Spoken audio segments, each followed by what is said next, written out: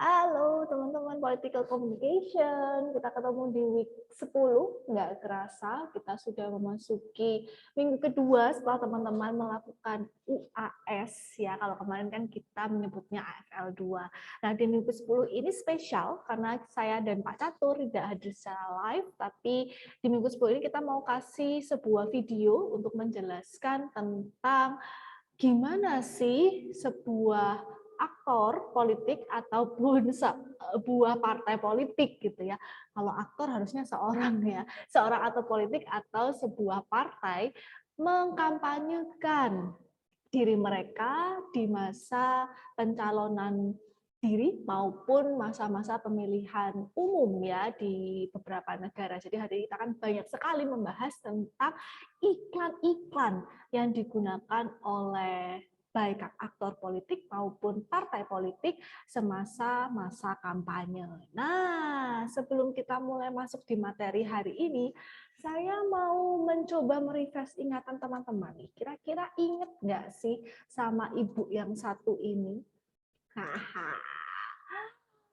Ibu kepak-kepak ini yang kayaknya di semua kota selalu jadi perbincangan ya, karena balihonya sudah besar dan selalu tertera di setiap sudut jalan ya. Ibu yang satu ini, Ibu Ketua DPR RI yang juga adalah aktor politik yang juga mungkin dibahas oleh teman-teman juga ya di kelas. Beliau juga sebagai calon nih ya, yang kayaknya bakal mencalonkan diri sebagai presiden di 2024. Siapa lagi kalau bukan Ibu Puan Maharani. Ya, saya harus agak begini ya supaya beliau terlihat dengan paripurna gitu ya.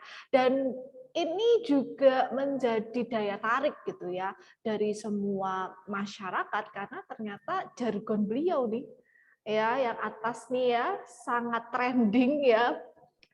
Mungkin trendingnya teman-teman bisa cari tahu ya. Kemarin kan teman-teman udah tahu ya ada sebuah software yang bisa membantu kita gitu ya, yaitu Brand24. Kira-kira apakah jargon ini lebih mengarah ke yang positif atau ke yang negatif gitu ya. Nah, ibu satu ini itu adalah cerminan yang sangat baru gitu ya, yang bisa kita jumpai langsung di jalan-jalan sebagai bentuk advertising gitu ya dari praktek political communication. Nah, hari ini kita akan banyak sekali membahas tentang hal itu. Kayaknya kita ganti dulu ya background saya gitu ya, agak annoying banget gitu ya melihat ibu ini sepanjang video. Oke, kita kembali ke background Zoom yang seperti biasa. Oke, teman-teman, hari ini kita akan membahas tentang parties political communication, advertising, and public relation. Jadi dalam partai politik pasti ada yang namanya tim sukses ya, tim ses gitu ya. Di mana tim ses itu biasanya memang bertugas untuk mengkomandoi ya sebagai komando dari kegiatan kampanye dari baik itu aktor politik maupun partai politik. Nah, sama halnya seperti perusahaan swasta nih ya yang memang memiliki divisi gitulah ya ceritanya, divisi public relation dan juga marketing. Yang namanya partai politik juga punya gitu ya divisi yang memang bertugas untuk advertising gitu atau mempublikasikan gitu ya, baik itu visi misi dari aktor politiknya, program kerja, memperkenalkan aktor politiknya ataupun partainya, dan juga pasti public relation, benar-benar humas gitu ya yang bekerja di baik itu tim ses aktor politik ataupun dari partai itu sendiri. Nah, hari ini kita akan membahas kegiatan apa saja sih sebenarnya yang mereka lakukan gitu ya dalam mensukseskan kampanye dari seorang aktor politik ataupun partai politik. Tapi sebelum itu kita mau nonton video dulu ya, teman-teman. Well, ini sebenarnya saya ambil dari kampanye tahun 2020 yang dilakukan oleh calon presiden Amerika Serikat. Waktu itu Donald Trump, dia mencalonkan diri lagi untuk periode yang kedua, dan lawannya dari Partai Demokrat, kalau Donald Trump dari Partai Republik ya, lawannya dari Partai Demokrat adalah Joe Biden. Yang kalau sekarang udah spoiler ya, akhirnya beliau nih yang jadi Presiden Amerika Serikat. Tapi kita lihat ya bagaimana teknik advertising mereka gitu ya selama mereka menjalani kampanye politik. Oke, kita bandingkan ya. Kita lihat yang pertama dulu. America demanded change. Donald Trump wins the presidency. And change is what we got.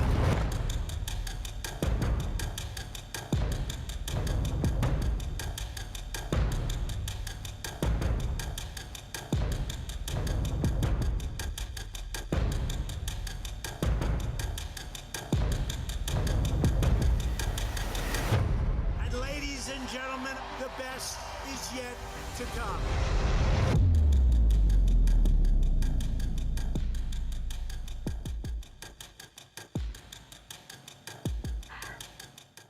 Yes, yang kalian kira itu adalah kampanye dari Presiden Trump, ternyata gitu ya, ini adalah kampanye dari salah satu kandidat yang tidak tergabung dari Partai Demokrat maupun Republik ya. Jadi mereka juga bisa mencalonkan diri sebagai calon presiden independen yang tidak masuk di Partai Demokrat maupun Republik. Nah, salah satunya adalah Mike Bloomberg ya. Dia ini salah satu miliuner juga gitu ya di Amerika yang dia mencalonkan diri nih gitu ya di tahun 2020 kemarin gitu ya, dan ternyata iklan yang tadi barusan kalian lihat tuh adalah semacam ajakan gitu ya. Tadi ada tulisan gede banget, America deserve better gitu ya, setelah menampakkan Trump gitu. Ternyata maksud dari kampanye Mike Bloomberg ini adalah untuk menjatuhkan gitu ya citra dari Presiden Trump pada waktu itu, yang ternyata memang beliau juga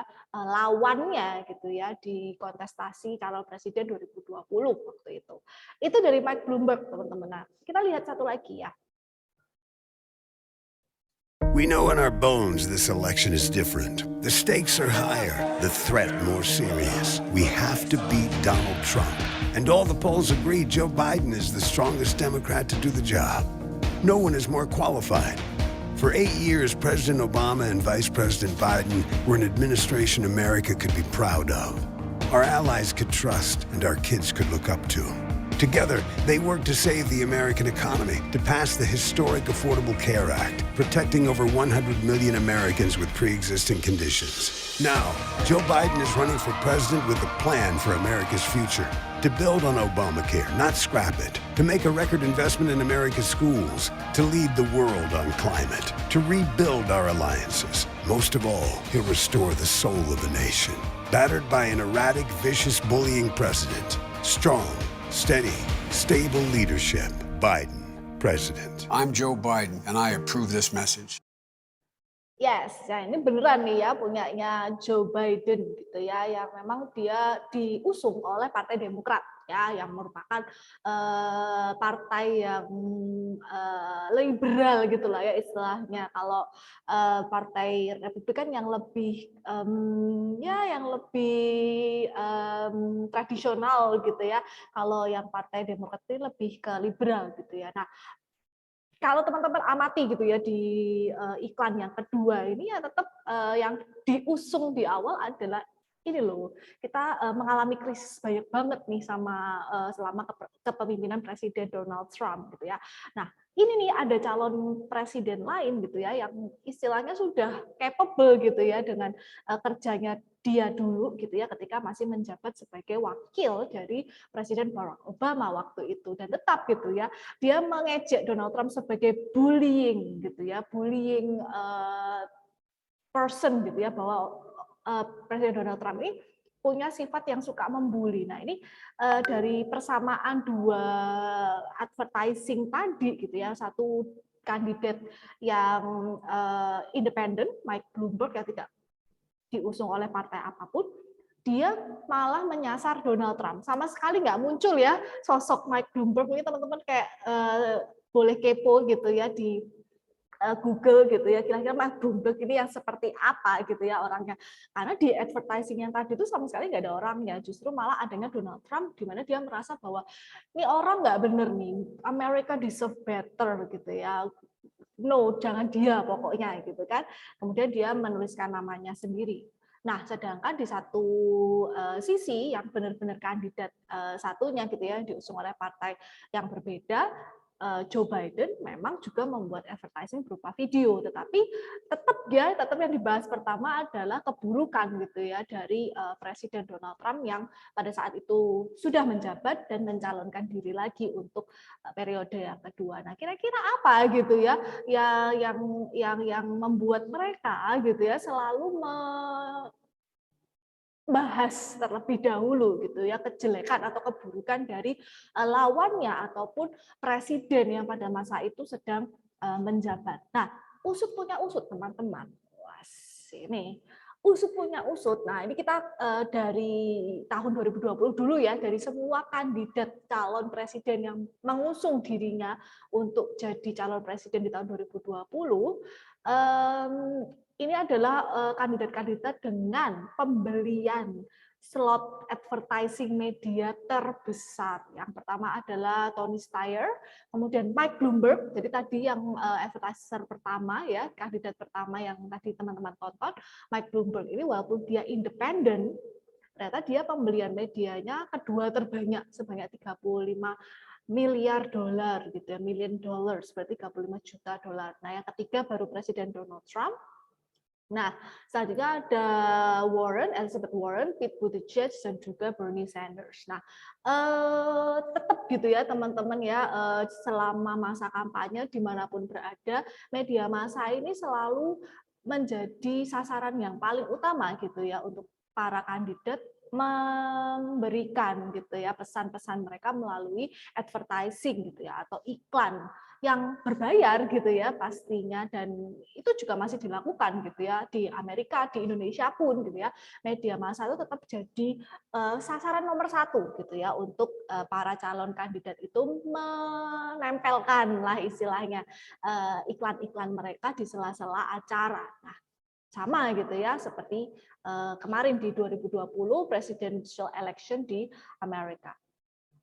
Nah, kalau dari bukunya Diamond and Bates yang selalu membahas tentang bagaimana sih gitu ya skema advertising dalam dunia politik di Amerika Serikat, ternyata ada beberapa basic item yang harus ada ya di dalam iklan yang akan dibuat oleh seorang calon kandidat ataupun ya timnya ya, tim suksesnya untuk membuat iklan untuk mengkampanyekan sosok aktor politik itu. Ternyata yang pertama harus ada itu adalah basic identity, ya dong gitu ya.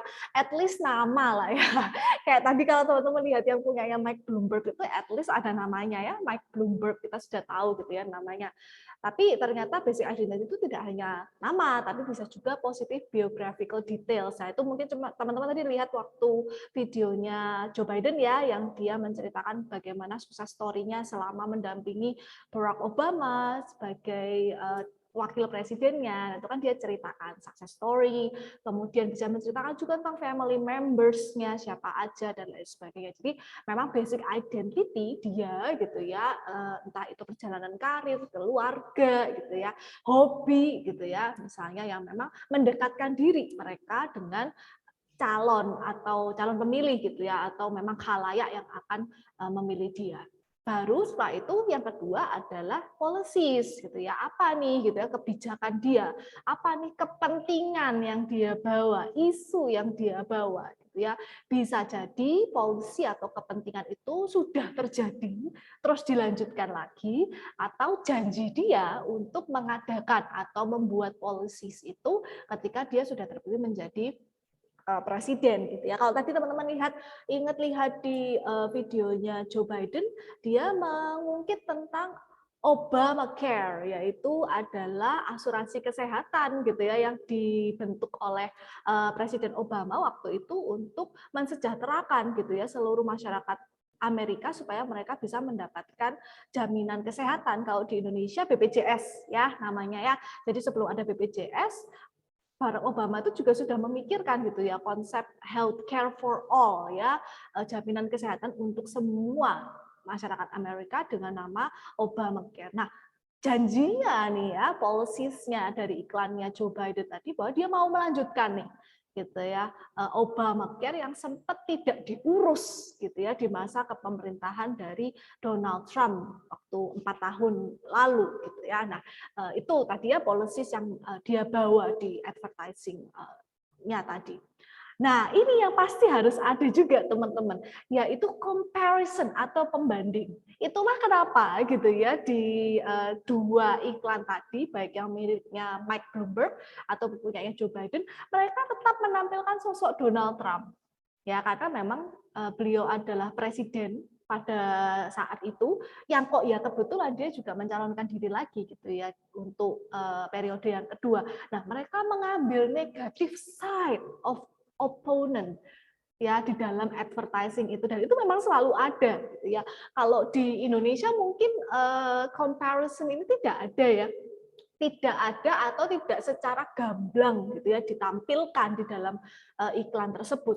Tetapi kalau di Amerika mereka benar-benar gitu ya mencantumkan opponent mereka atau lawan mereka dengan mengorek sisi negatif dari opponent mereka, dan itu memang sudah biasa gitu ya di advertising 101-nya political Amerika gitu ya. Mereka selalu membawa unsur itu untuk membuat diri mereka jauh lebih baik, atau mereka akan menjanjikan sesuatu bahwa aku nggak akan kayak gitu ya, aku nggak akan seperti dia, aku akan merubah gitu ya apa yang sudah orang itu lakukan pada kalian gitu ya, jadi jangan khawatir. Nah, itu comparison itu tujuannya untuk itu tadi gitu ya. Dan yang terakhir adalah meaning value, ada nilai-nilai yang dibawa, apa misalnya promises, good deeds ya, etc. acquire resonance in the minds of the voters gitu ya. Jadi tadi kalau teman-teman lihat di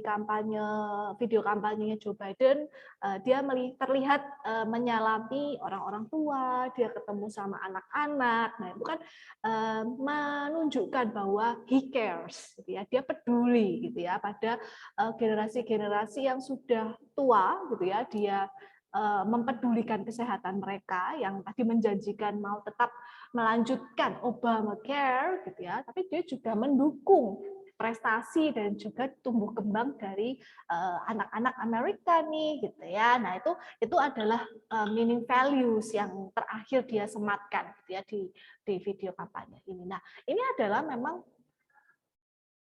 apa namanya, konsep ataupun template ya, bisa dibilang template bagaimana tim sukses sebuah kampanye dari aktor politik di Amerika itu bekerja. Ini selalu harus ada. Jadi pasti ini tuh ada gitu ya, atau konsep ini pasti akan selalu digunakan dalam setiap rancangan kampanye yang dibuat oleh baik itu public relation dari partai itu sendiri ataupun memang tim kampanye, tim sukses gitu ya dari aktor politik itu sendiri. Kalau sudah membuat template, kalau sudah ada template-nya seperti itu, apa dong kemudian tujuan dari template itu ada gitu ya? Kenapa kok template itu harus seperti itu? Tujuannya untuk apa? Ya namanya juga kampanye gitu ya, namanya juga tim sukses ya, bukan tim gagal. Tujuannya pasti supaya sukses dong gitu kan?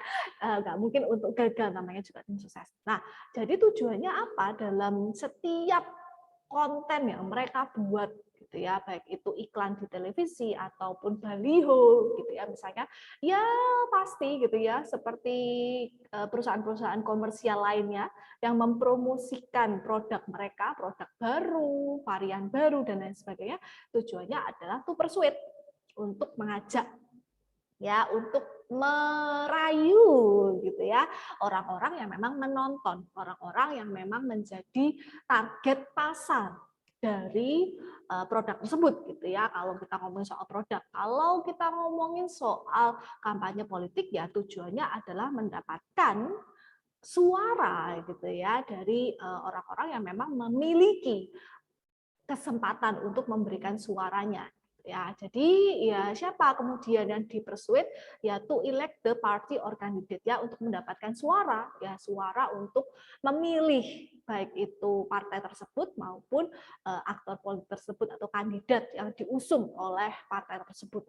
To replace journalist agenda. Jadi kalau kita bilang nanti kita bahas gitu ya bahwa media itu kan pasti punya agendanya sendiri ya. Kemarin kita sudah banyak banget membahas tentang media, bahwa media itu punya kepentingannya sendiri. Apalagi kalau media tersebut dimiliki gitu ya oleh aktor politik atau aktor yang memang atau pemilik media itu juga aktif gitu ya dalam dunia politik. Jadi dengan adanya iklan yang independen gitu ya yang berasal langsung dari tim sukses dari partai ataupun kandidat politik itu akan menggantikan gitu ya kemudian narasi-narasi yang sudah ditulis oleh jurnalis ataupun redaksi dari media itu sendiri karena kan itu berasal dari tim suksesnya.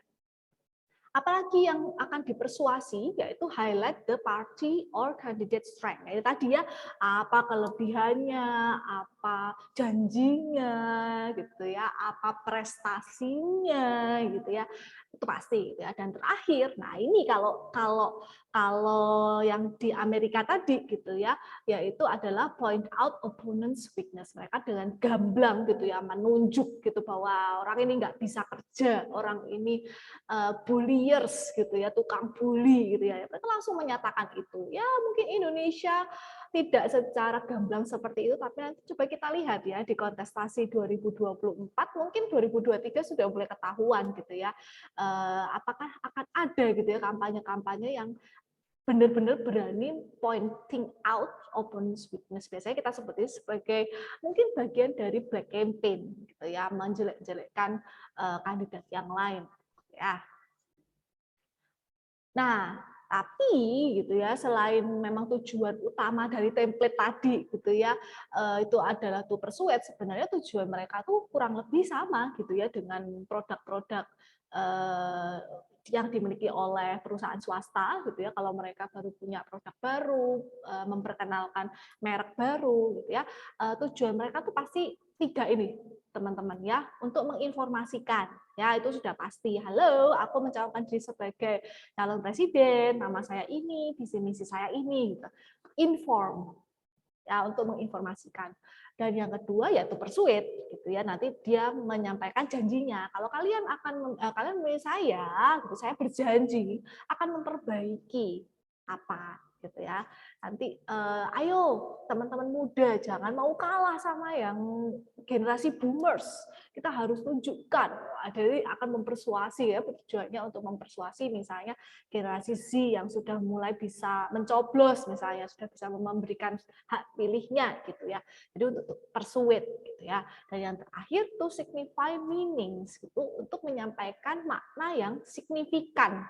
Kalau aku ini pengennya dilihat sebagai apa gitu ya, isu utama apa sih yang akan aku ulangi terus. Jadi ketika orang-orang menunjuk atau melihat foto dia di baliho, kita akan langsung keinget pesan apa yang beliau bawa gitu ya. Nah, ngomong-ngomong soal pesan apa yang beliau bawa, sama nih kejadiannya sama ibu kita yang satu ini tadi. Kali ini saya nggak mau pakai background dia lagi gitu ya, tapi teman-teman silakan lihat di PPT saya, pasti kelihatan ya.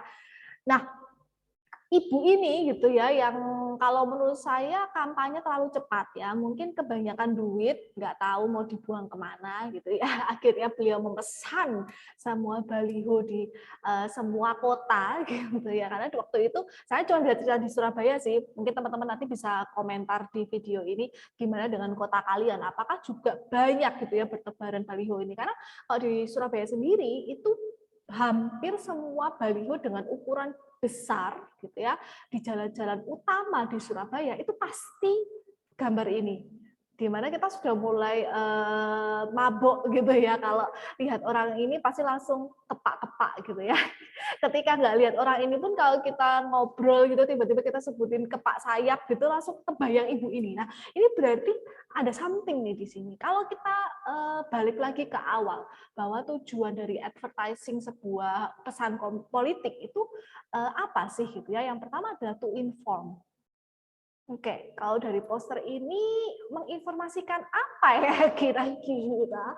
Oke, mungkin menginformasikan nama ya, sosoknya. Oh, dengan sosok yang seperti ini, wajah yang seperti ini, itu beliau memiliki nama Puan Maharani, gitu ya.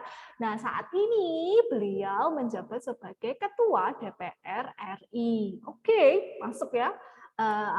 Informasinya gitu ya. Kemudian jangan lupa ada logo partai di sana. Oh, ibu ini menjadi bagian dari partai itu gitu ya. Oke. Dengan jargonnya kepak sayap kebinekaan. Oke. Masuklah ya kalau inform. Kalau persuade, kira-kira siapa ya yang dipersuasi gitu ya? Adakah gitu ya kira-kira ajakan persuasi di sini? Biasanya kalau ajakan persuasi itu kan ayo, mari gitu ya, segera gitu ya. Ini kayaknya nggak ada. Kepak sayap kebinekaan, oke. Apakah kebinekaan itu burung, nama burung? Karena asumsinya kalau mengepakkan sayap itu adalah hewan yang punya sayap gitu ya. Kalau kebinekaan ini kan bineka itu berbagai macam gitu ya, berbagai macam. Kalau Bhinneka Tunggal Ika kan berbagai macam ras dan suku, tetapi tetap bersatu gitu ya. Tapi ini kayak apanya yang dipersuasi gitu ya? Kalau menurut saya ini skip dulu lah ya. Nah, kalau signified meaning, ini kalau tadi seperti yang saya sampaikan, ada kebijakan apa atau ada pesan apa sih yang beliau sampaikan dengan poster ini atau baliho ini yang ada di setiap sudut kota di Surabaya waktu itu gitu ya. Oke, jargonnya memang kepak sayap kebinekaan, tapi kemudian dari segi pemaknaannya ini apa gitu ya yang disignifikansinya gitu. Ada apa dengan bineka? Kenapa kok harus dikepakkan layaknya burung gitu ya? Karena di belakang itu ada ini ya burung-burung yang terbang gitu ya di depan matahari yang sedang terbenam gitu kan. Apa gitu ya kira-kira signifikansinya gitu ya. Apakah kebinekaan ini sampai dengan saat ini hanya konstan, hanya di darat saja, tidak mabur kalau bahasa Jawanya, nggak terbang gitu ya. Kalau terbang terus kemudian hilang dong, pindah tempat dong, atau gimana gitu ya. Nah ini kalau teman-teman besok skripsinya tentang semiotika, ini seru banget ya untuk membahas poster-poster kampanye dari calon-calon presiden ini gitu ya, karena memang secara semiotika atau secara tanda dan lambang dari visual ini bisa kita kupas gitu ya per layer. Nah, tapi kalau kita kupas berdasarkan tadi ya, berdasarkan apa sih sebenarnya tujuan dari sebuah political advertising itu, yaitu untuk informasi, untuk memberikan informasi, untuk mengajak gitu ya, dan untuk memastikan, mensignifikasikan sebuah makna gitu ya, atau pesan tertentu. Kalau ini kira-kira mungkin ya masih belum lengkap gitu ya kita jadikan sebagai pesan politik, karena ya dia mungkin hanya memasuki fase yang inform saja, hanya menginformasikan. Kita jadi familiar gitu ya, nama beliau, wajah beliau gitu ya.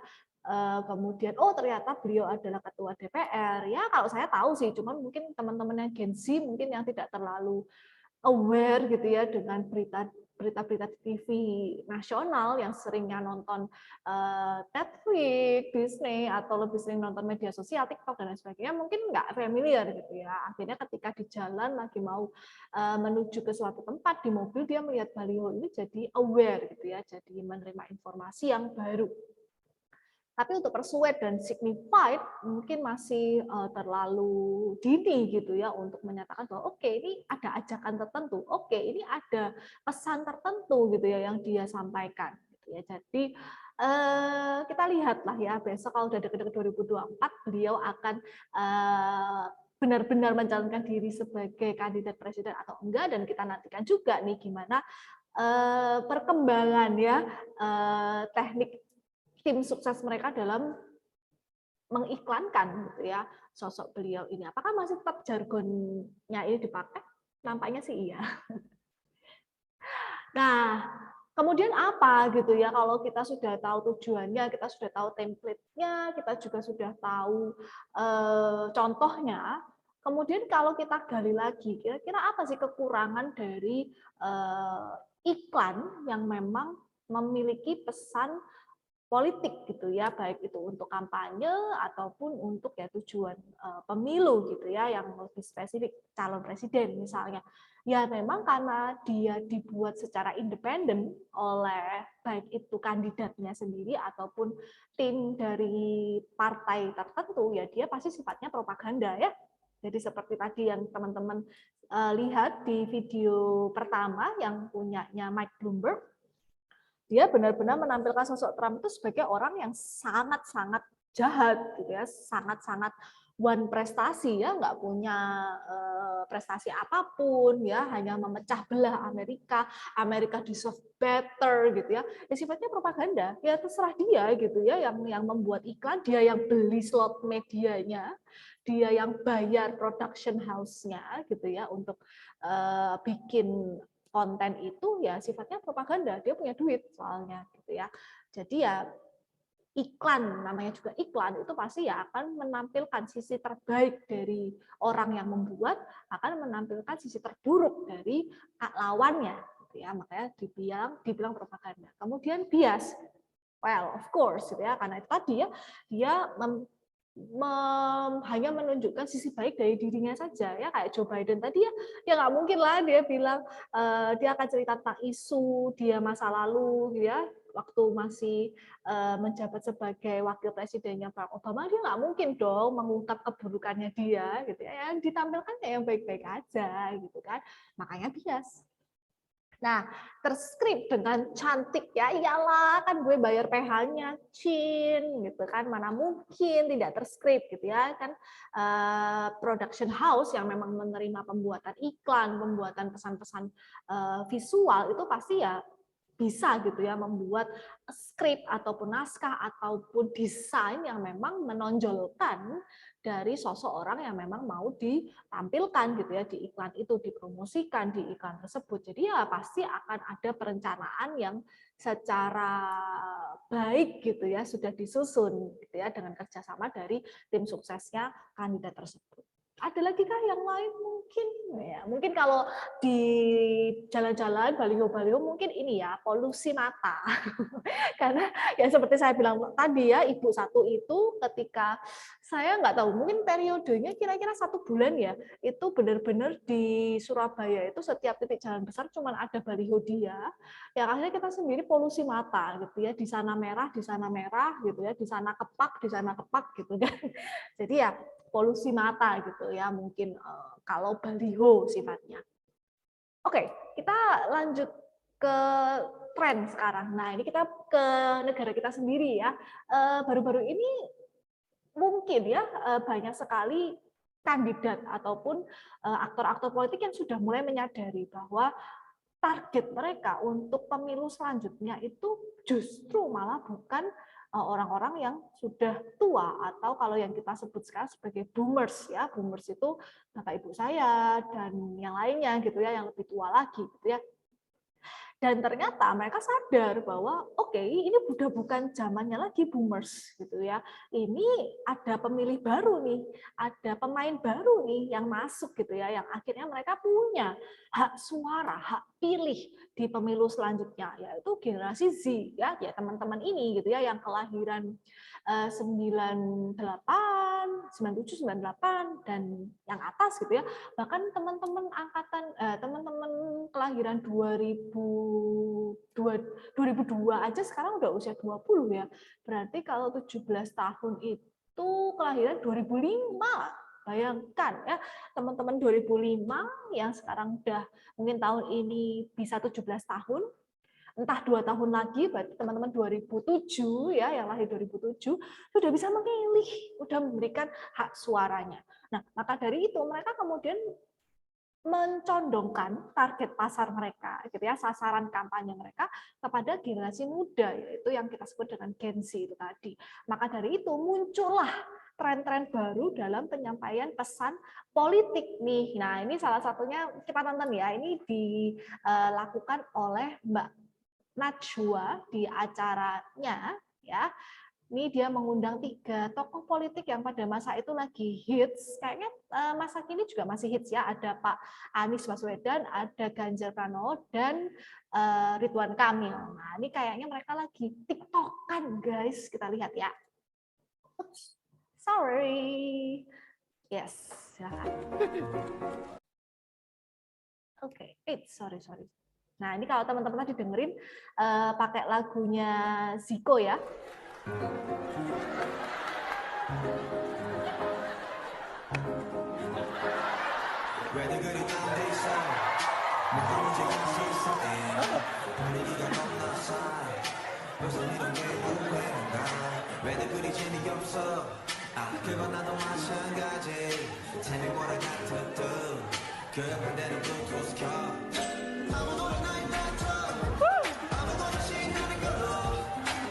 Kasih tepuk tangan dong biar semangat.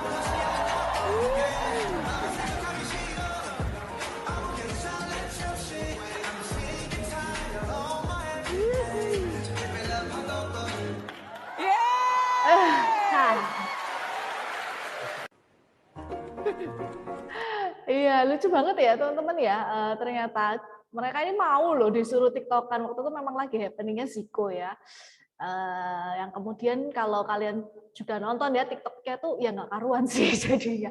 Ya kayak generasi mereka ini suruh TikTokan ya. Apa yang kamu harapkan ya? Mereka tidak luwes gitu kan. Tapi mereka tidak sungkan gitu ya untuk melakukan itu walaupun mereka kaku gitu kan.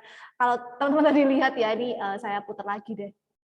Kalau teman-teman lihat tadi yang paling ekspresif Pak Ganjar ya, cuman yang banyak umat adalah Pak Ridwan Kamil yang itu kan yang belok-belok cuman dia doang.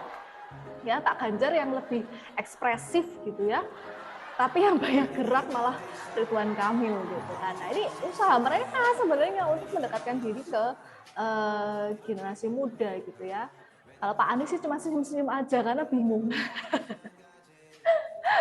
Ya ini akan sangat seru sih sebenarnya kontestasi 2024 karena ya orang-orang ini pasti akan digadang-gadang gitu ya untuk maju gitu. Tapi ya nggak tahu ya nanti kombinasinya seperti apa. Tapi memang mereka sudah mulai gitu ya mau dan tahu ya bahwa target mereka selanjutnya adalah bagaimana persuade, mengajak gitu ya para generasi Z yang akan menjadi pemilih yang terbanyak gitu ya nantinya. Nah, ada lagi nih teman-teman ternyata tren baru dalam menyampaikan pesan-pesan politik tapi secara smooth ya. 224 soal hak imunitas. Tidak, baca dong tulisannya itu. Atau perlu saya kasih Boleh tulisannya. Pak. Kalau Bapak punya silakan sekarang baca aja. Silakan baca, situ punya komputer laptop kan, baca, buka. Jangan baca saya ya, Pak, ya? didikte suruh bacaan saudara baca sekarang. Saya baca ya Pak ya. Ya silakan baca yang jelas. Isi putusannya, bukan pasal, isi putusan. 224. Saya minta itu isi putusannya, bukan pasal yang dibaca. Sebentar Pak. Pasal 224 ayat 1. Ini sengaja spesial saya bacakan buat Pak Frederick dan pemirsa semuanya. Pasal 224 ayat 1. Anggota DPR tidak dapat dituntut di depan pengadilan karena pernyataan, pertanyaan, dan atau pendapat yang dikemukakannya baik secara lisan maupun tertulis di dalam rapat DPR ataupun di luar rapat DPR yang berkaitan dengan fungsi serta acara wewenang Indonesia dan tugas DPR. Lawyer Club Itu atau pasal ILC ini memang 224. cukup rame gitu ya, trending pasal juga. 245. Acara ini Saya dibuat bacakan oleh juga TV agar One pemahamannya dan memang bisa lebih membuat utuh. jenis acaranya itu mendatangkan panel gitu ya, orang-orang dari berbagai macam pihak, kemudian ada isu yang dibahas, kemudian isu itu kemudian dicarikan gitu ya panelis yang memang ada kaitannya dengan isu tersebut. Nah, ini juga salah satu upaya gitu ya para tim sukses ataupun memang anggota sebuah partai tertentu untuk kemudian menonjolkan gitu ya kepentingan-kepentingan mereka yang akan mereka bawa berkaitan dengan sebuah isu. Nah ini sebagai orang yang diutus gitu ya untuk menjadi panelis di ini memang benar-benar harus kuat mentalnya gitu ya, jangan sampai kena mental karena memang ILC ini cukup ricuh gitu ya. Kalau memang kita melihat kalau yang tadi di Amerika mereka meng-highlight negatif dari opponents atau lawan mereka melalui iklan yang mana mereka bayar, di ILC ini kalian dengan bebas dan gratis mencela, menghina atau istilahnya pointing out gitu ya, menunjuk kesalahan-kesalahan atau keburukan dari lawan kalian gitu ya, yang mana makanya ini rodok seagak kontroversial gitu ya acara ini karena memang cukup panas gitu ya para panelis yang diundang, apalagi sudah kaitannya isu-isu yang ada kaitannya dengan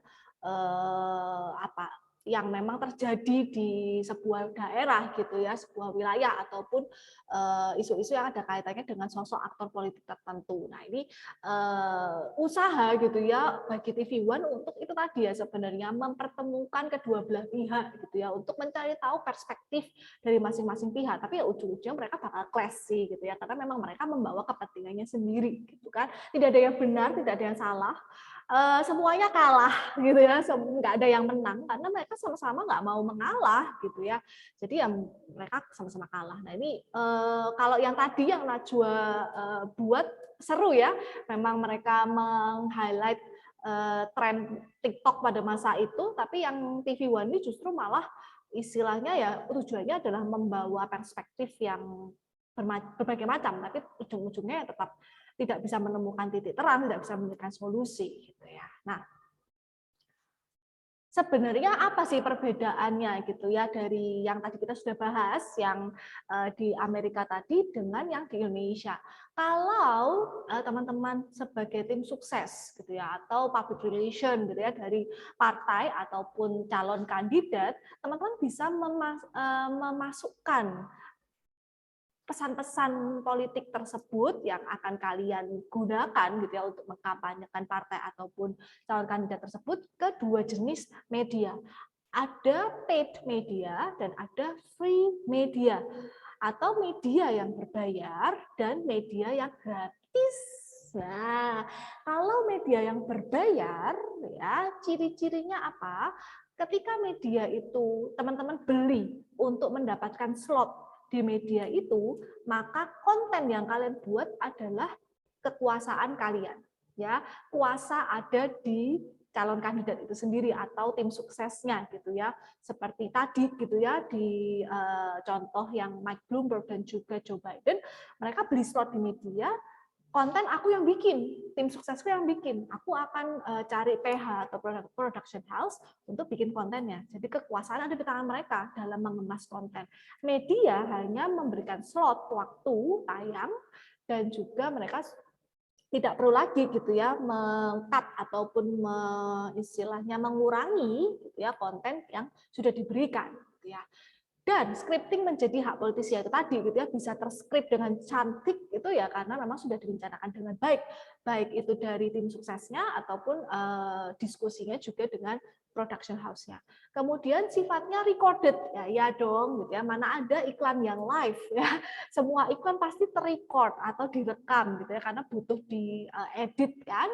Record. Kemudian penonton yang kontra akan bersifat skeptis ya itu tadi ya karena kita tahu itu dibuat langsung oleh aktor politiknya dan sudah terskrip dengan baik gitu ya, kita ya akan merasa skeptis dong gitu ya, Allah yang ditunjukkan cuma yang baik-baik doang gitu kan,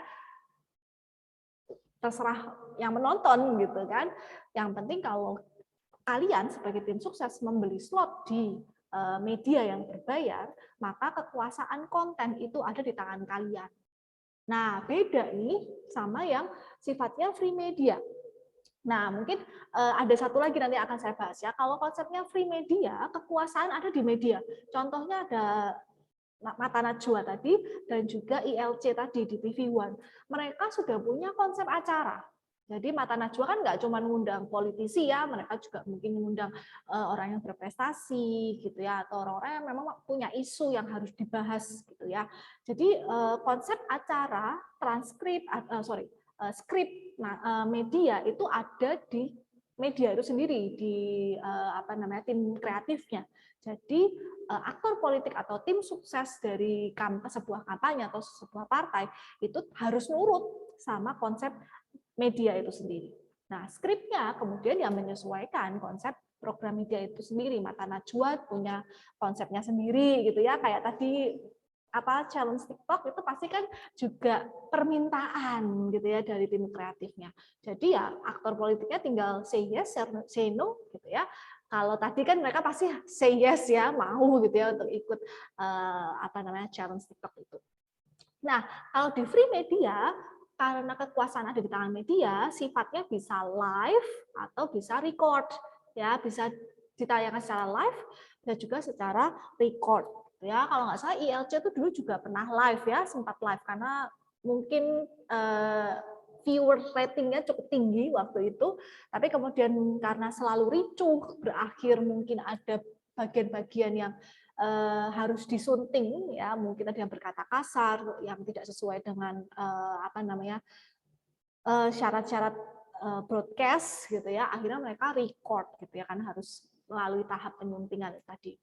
Dan penonton yang kontra akan bersifat menyerang, yaitu tadi gitu ya, ketika kalau ILC itu kan ada penontonnya tuh, sometimes penontonnya juga bisa gitu ya untuk bertanya kepada para panelisnya. Mereka akan langsung menyerang, langsung bertanya gitu ya kepada panel yang memang mereka tidak setuju atau menyatakan bahwa mereka nggak setuju gitu ya.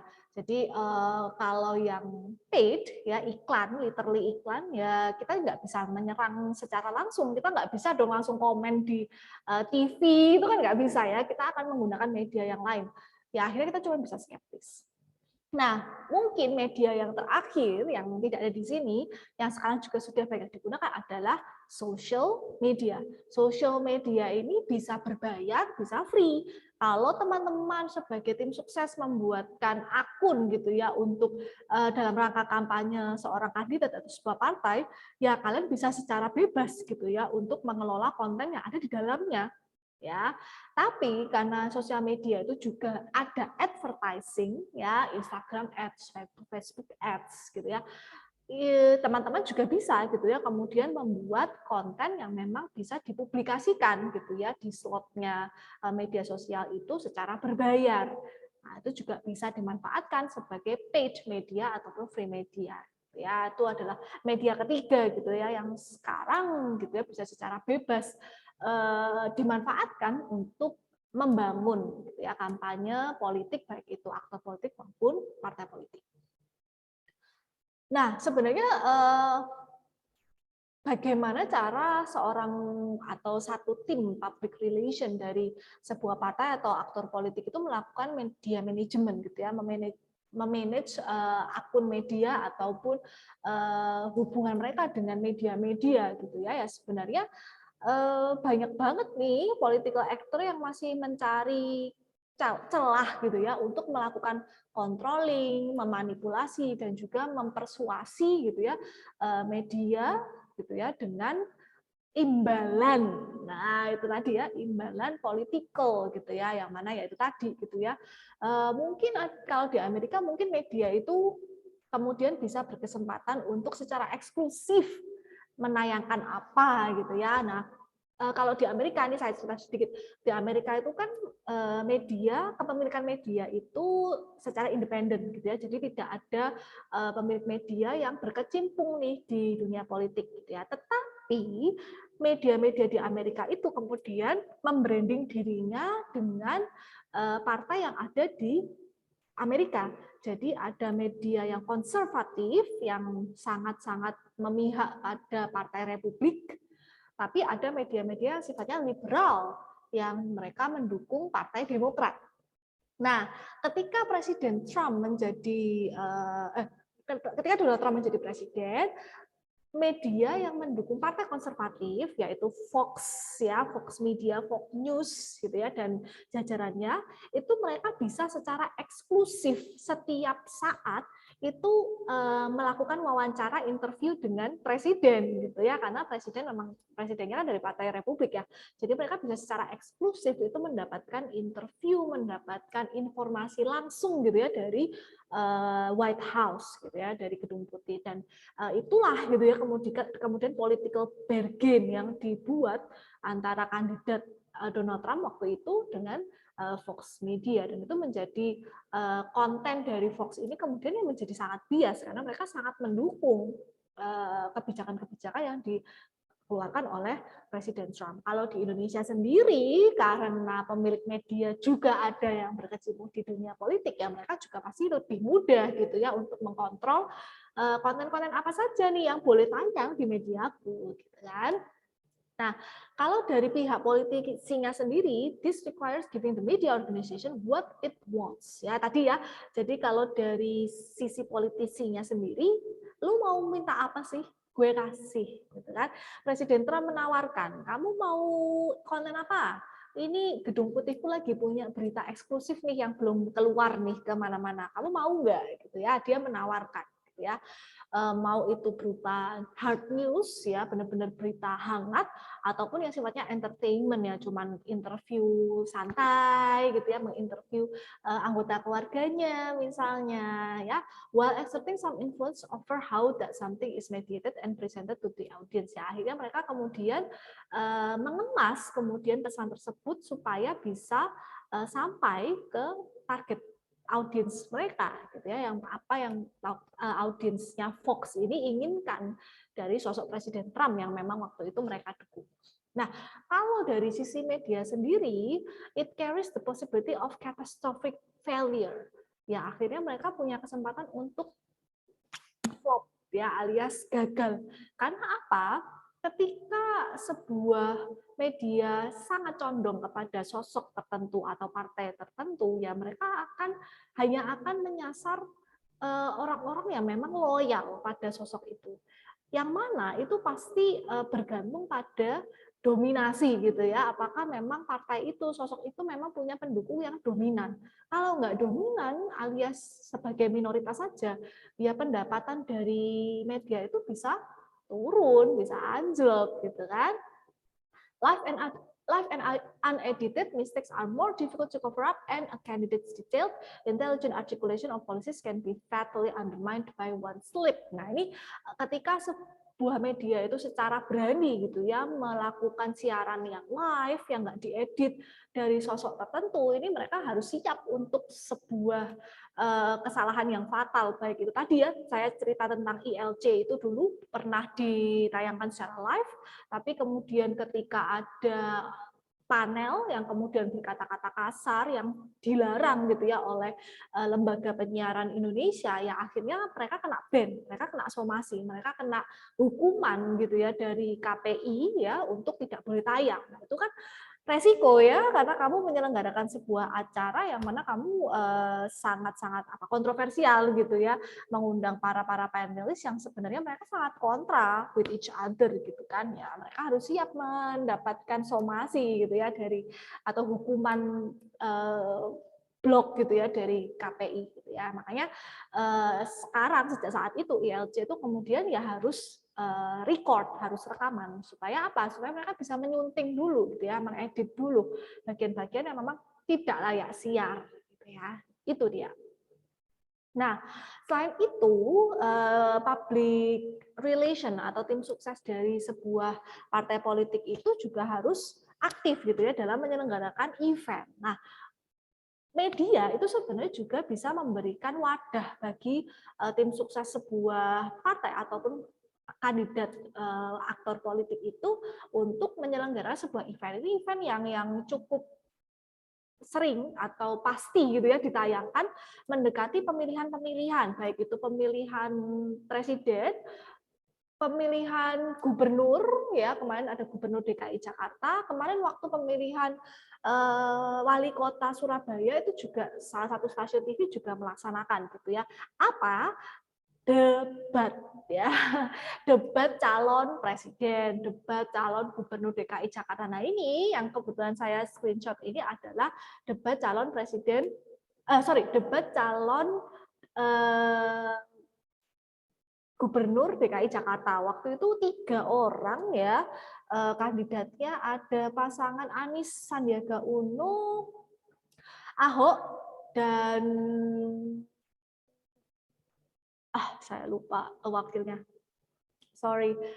Ahok, kemudian yang ketiga adalah Agus Harimurti, dan wakilnya yang ibu-ibu itu ya. Nah, ini adalah kemarin kebetulan ditayangkan secara live di Net TV gitu ya. Jadi ada panel, ada moderator, kemudian mereka diberikan isu, mereka disuruh menjawab, kemudian ada juga mereka diberi kesempatan untuk bertanya kepada lawannya. Nah, ini adalah salah satu media event yang diwadahi gitu ya oleh media tertentu untuk menyampaikan pesan-pesan dari sebuah partai ataupun kandidat gitu ya dalam sebuah kontestasi. Nah, media pun sebenarnya juga sudah memberikan coverage ya atau tayangan gitu ya, liputan gitu ya yang mereka tujukan langsung untuk para aktor politik gitu ya ataupun selamat malam pemirsa, inilah headline news pukul 19 waktu Indonesia. Contohnya adalah ya seperti Metro TV ya yang sering juga gitu ya menayangkan, meliput gitu ya prestasi ataupun terus menyiagakan sejumlah pompa air isu gitu ya yang menyangkut aktor politik di Istana Kepresidenan Jakarta Selasa siang. Selain menggunakan pompa, Basuki memberi contoh penanganan banjir di kawasan Kemayoran yang telah diperbaiki sistem drainasenya dan diperbesar kanalnya guna mengurangi ketinggian muka air. Untuk jangka panjang, Kementerian PUPR mengaku akan membangun pompa berukuran besar di Kali Sentiong senilai hampir 600. Bahkan kelasnya Menteri PUPR pun juga bisa gitu ya diliput oleh media gitu ya. Padahal banjirnya di Jakarta, kenapa nggak ngeliput gubernurnya aja ya? Gitu kan. Tapi ya kemudian banyak sekali gitu ya akhirnya pertimbangan dari media itu dia mau melihat isu itu dari kacamata siapa nih gitu ya. Walaupun ini banjirnya di Jakarta, mereka juga pengen tahu nih gitu ya bagaimana Menteri PUPR ini menangani. Karena kan kalau Menteri PUPR bertanggung jawab pada semua gitu ya. Termasuk mereka juga harus mendukung pemerintah daerah gitu kan dalam sarana dan prasarana kota mereka. Nah, makanya mereka mau tanya nih gitu ya sama Pak Basuki ini sebagai Menteri PUPR ini gimana gitu ya peran menteri beliau sebagai menteri itu untuk membantu gitu ya mengatasi banjir yang ada di Jakarta. Nah, selain itu, wah ini juga cukup heboh ya waktu itu Jokowi mencalonkan diri lagi untuk periode kedua. Nah, sebenarnya ini adalah event yang dibuat oleh tim suksesnya. Tetapi saking besarnya gitu ya, ada media yang membeli hak siar untuk event ini. Ya, kalau nggak salah ini disiarkan. Kalau nggak salah ini beberapa stasiun televisi besar gitu ya. Kayaknya Kompas, Metro juga menayangkan. Siapa kita? Jokowi! Siapa kita? Jokowi! Siapa kita? Jokowi! Sekali lagi siapa kita? Jokowi! Ya ini ramai banget ya, jadi banyak banget artis-artis yang mendukung Pak Jokowi waktu itu memberikan apa ya sumbangsih talentanya ya untuk acara ini. Macam-macam sih, ada penyanyi juga, ada MC juga, ramai banget sih yang akhirnya kemudian acara ini ditayangkan oleh stasiun TV. Dalam warna putih, ya, tetapi tidak ada warna lain. Nah, iya, namanya juga emang semua warna putih. Emang begitu, bilangnya walaupun kita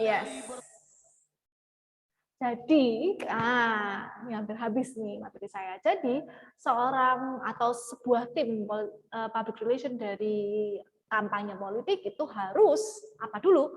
Yang pertama ya understand characteristic of each media. Dia ada teman-teman sudah tahu gitu ya, ada templatean gitu ya dari bagaimana secara kalian tuh membuat konten iklan gitu kan, dan itu kemudian teman-teman sesuaikan lagi dengan karakter media yang akan di mana teman-teman tayangkan tuh iklan itu gitu ya.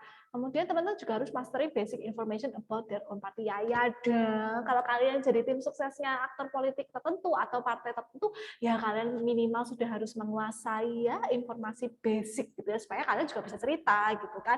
Kalian bisa membantu membuatkan pesan kampanye gitu ya untuk ditayangkan gitu ya, baik itu di paid media, media yang berbayar ataupun yang free media. Dan dare to admit their ignorance about certain topic, ya kamu harus bebal ya istilahnya ya, kalian harus memahami bahwa oke, ketika kamu sudah tahu basic information atau misalnya lebih dalam lagi gitu ya informasi tentang partai tersebut atau aktor itu, ya hal-hal yang negatif jangan sampai muncul ke permukaan gitu kan, karena kalau di konten-konten media yang sifatnya kalian berbayar gitu ya, membuat iklan, membuat baliho, ya kalian harus menonjolkan positifnya gitu kan, menonjolkan informasi misalnya kinerjanya ataupun visi misinya saja, tapi tidak kemudian meng-highlight kebobrokan gitu ya dari sosok tersebut atau partai tersebut. Jadi ya kalian harus menjadi muka bebal gitu ya untuk membuat pesan-pesan yang lebih menonjolkan sisi positif dari aktor politik maupun sebuah partai. Nah, kita akan libur lebaran teman-teman, jadi minggu ke-10 ini akan terpotong selama 1 minggu, jadi minggu depan kalian libur. Nah, selama libur saya mau minta kalian mengerjakan homework alias PR. Nah, masih ingat nggak sama aktor politik yang kalian pilih buat ngerjain AFL 2? Ya, kemarin itu loh kalian cari sentimennya di Brand 24 ya. Aktor politik yang kalian pilih di AFL 2 itu ya, ingat-ingat kembali sosok beliau. Nah, kemudian asumsikan kelompok kalian adalah tim kampanye beliau. Ya. Dan aktor politik itu atau dia gitu ya, atau beliau gitu ya, akan maju sebagai calon presiden tahun 2024 di negara tempat mereka berasal. Karena di kelas B ada aktor politik yang tidak dari Indonesia, jadi asumsikan beliau akan maju sebagai calon presiden tahun 2024 di negara di mana beliau berasal. Nah, kalian nih sebagai tim sukses, sebagai tim kampanye, sebagai tim public relation-nya, rancanglah hal-hal berikut ini. 1, visi misi. Ya, kalau beliau jadi calon presiden 2024, apa yang akan mereka bawa ya visi misinya. Tentukan target pemilih dan simpatisan yang punya potensi akan memilih beliau pada saat pencoblosan nanti gitu ya. Kemudian tentukan juga tagline atau jargon yang sesuai dengan visi misi juga dan juga sesuai dengan target pemilih. Ya, kemudian iklan atau advertising yang berbayar gitu ya di media sosial, di media massa dalam bentuk video ya. Jadi kalian coba buat gitu ya iklan media massa gitu ya dalam bentuk video. Kemudian free media, nah kali ini coba teman-teman buat gitu ya dengan menggunakan media sosial aja dulu gitu ya. Coba teman-teman buat sebuah feeds atau story atau poster dan video yang kalian bisa secara leluasa sharekan di media sosial. Apakah harus berbeda dengan iklan advertising? Yes, harus beda gitu ya, karena media massa dengan media sosial kan punya audiensnya yang berbeda. Jadi kalian harus sesuaikan gitu ya. Kalau yang iklan di media massa kalian sesuaikan target penontonnya. Free media di media sosial kalian juga sesuaikan gitu ya dengan pengguna media sosial tersebut. Kalian bebas mau pakai media sosial apapun, boleh pakai TikTok, boleh pakai Instagram, boleh banget pakai Facebook ya. Nah, di minggu ke-11 kita akan ketemu di tanggal 12 Mei ya. Di hari Kamis kita masuk di minggu ke-11, kita akan banyak banget membahas tentang gimana sih caranya merancang kampanye politik. Nah, ini karena akan ada kaitannya nih dengan UAS kalian atau ALP kalian ya, tapi kalian juga harus mempersiapkan homework kalian tadi itu dalam bentuk PowerPoint presentations ya. Jadi nanti setelah kita selesai membahas tentang gimana sih strategi merancang komunikasi politik gitu ya, kita akan langsung membahas ya, kita akan brainstorming gitu ya, homework kalian, tapi kalian juga harus sudah siapkan apa yang sudah saya sampaikan tadi gitu ya di slide sebelumnya untuk kalian presentasikan minggu depan ya. Dan akhir kata saya mengucapkan selamat Hari Raya Idul Fitri 1443 Hijriah. Teman-teman, mohon maaf lahir batin buat teman-teman semua yang merayakan. Dan juga buat teman-teman semua, baik yang merayakan atau tidak, terutama baik yang merayakan, selamat mudik, tetap hati-hati di jalan, dan tetap patuhi protokol kesehatan, karena kita masih hidup bersama COVID-19, jadi masih ada di sekitar kita ya, jadi jangan lengah, tetap patuhi protokol kesehatan. Kita ketemu di minggu ke-11 di tanggal 12 Mei 2022. Thank you teman-teman semuanya, sampai ketemu di minggu ke-11.